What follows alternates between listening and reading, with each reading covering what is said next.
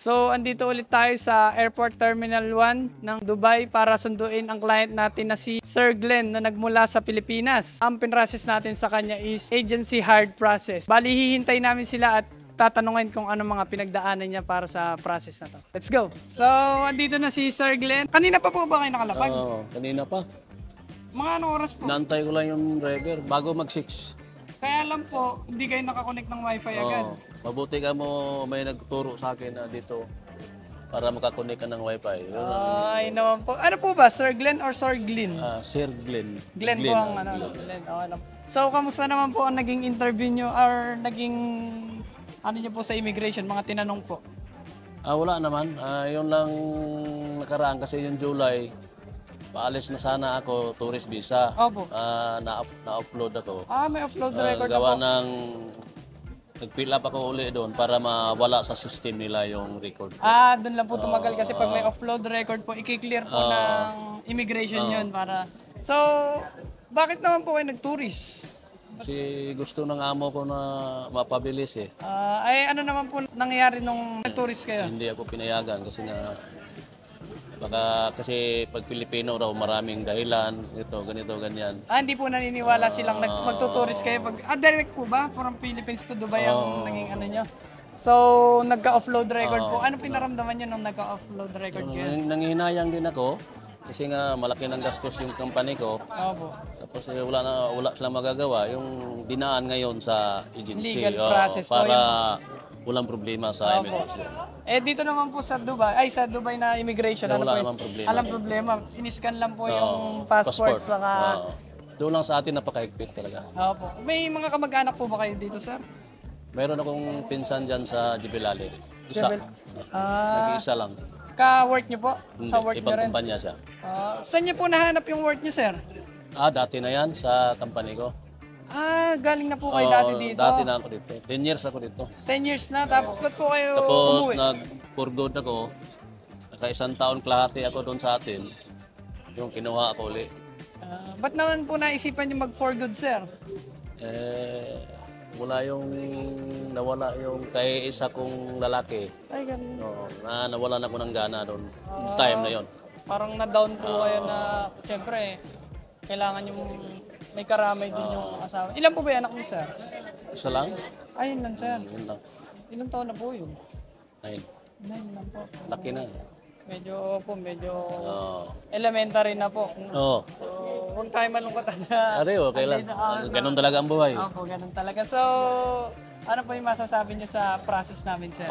Yun na hanga ako dahil mabilis yung pag-process ninyo sa sa mga papel para mapaalis ako kaagad sa Pinas. Kasi ang expected talaga ng HR namin sa company ko, katapusan ng Katapusan pa po dapat, no? Pero dahil pinabilis natin ang process.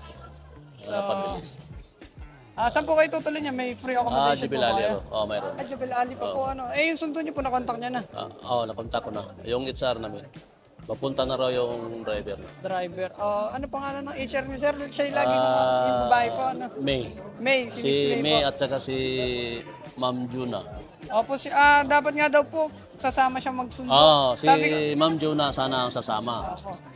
Sabi ko nga sir, sama siya sa interview. Sige daw, kaya lang 6 PM na daw ang out nila, kaya hindi makapag-ano. Yun ang nag-assist sa Opo, inyo para... siya po lagi yung kausap namin, siya yung... Kasi si May, busy lagi. Busy po yung isa. Busy. Paano po, pupuntahan niyo rin po yung mga pinsan niya pagka... Baka sa linggo. Linggo na po. Magwo-work na po ba kayo agad? Bukas agad? Wala na pahinga-pahinga, ngayong gabi lang. Drill operator po ang pinaka-work nyo. So, yung previous na yun din ang work nyo. Nag-work na po ba kayo sa ibang country? Dito lang, Dubai. Dito lang. For 10 years, tapos umuwi ng Pinas ng 1 year lang. Tapos, last year lang po pala kayo umuwi. Yung 2023, yun. So, yung ano nyo po, asawa nyo po, balak nyo kunin dito?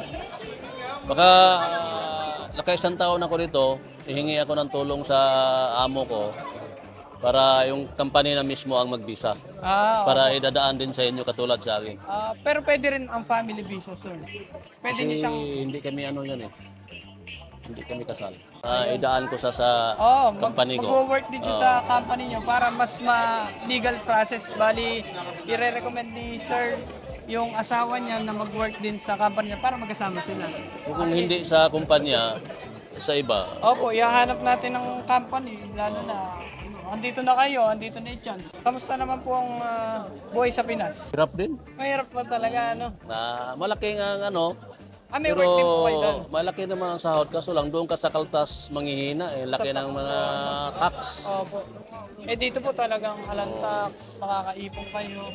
Kaya lang, mahirap sa ating mga OFW. No, ang kalaban naman talaga dito, kahit sabihin pang matagal ka, homesick talaga. Opo. Homesick lang Lalo talaga na ang kalaban. Yung family nyo, mag-isa lang po kayo dito. Mag-isa lang siya ngayon. Siyempre, di maiwasan na maisip mo siya araw-araw. Opo, isipin. So, mas pinaka-the best niyan is mahanap ni sir ng company na papasukan si ma'am para... Kasi madali lang naman yung isang taon. Opo, isang taon. Saglit lang yan, sir. Ako nga, magdadalawang taon na dito. So, ano, sir, ang marirecommend nyo sa aming company? Ano masasabi nyo sa mga gustong pumunta dito sa Dubai? Yung ano ko, kung sino mang kakilala ko o hindi kakilala, sana dito kayo sa ABA na agency. Opo.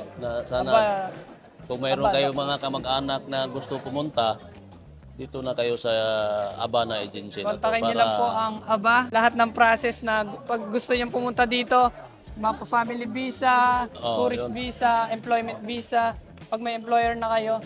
Kasi mabilis talaga ang proseso ninyo. Hanga ako. Thank you, sir. Thank you, sir, sa tiwala at sa employer niya nagtiwala sa amin. Pati kay Ma'am May na kay Ma'am dapat Jonah. nandito siya kaya lang Kay late Ma'am na daw. Jonah. Ma'am Kay Ma'am Jonah Jonah, rin, kay Ma'am Jonah kasi sila talaga ang nakakausap namin sa group. Welcome to Dubai, sir! Salamat. Welcome back pala. Welcome back sa Dubai kasi dati na dito si sir. So, yun na po, sir. Thank you so much po. Thank you so much. Salamat. Thank you, sir. Thank you.